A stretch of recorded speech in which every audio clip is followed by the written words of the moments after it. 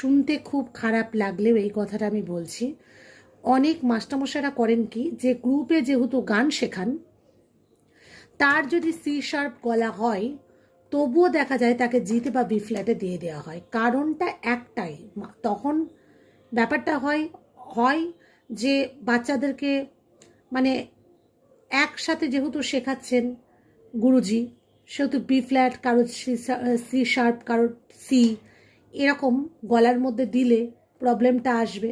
সেহেতু এই জন্যই অনেক স্কুল ভিত্তিক যে শিক্ষাগুলো হয় সেখানের মধ্যে, মানে আপনার ধরুন বাচ্চার সি শার্প গলা, কিন্তু মাস্টারমশাই কী করলেন, যেহেতু আপনি স্কুলের মধ্যে গ্রুপে শেখাচ্ছেন সেহেতু তিনি শুরু করলেন আপনার বাচ্চাকে এখান থেকে বি ফ্ল্যাট থেকে।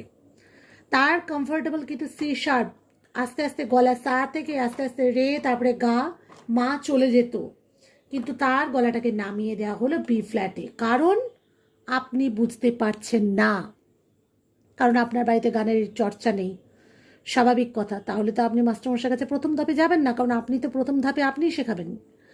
তো ব্যাপারটা কি হয়, বি ফ্ল্যাট আর জি শার্প এর মধ্যেই সারা বাংলাতে দেখবেন, আমি জোর গলাতে বলতে পারি সারা বাংলাতে দেখবেন বি ফ্ল্যাট আর জি শার্প এই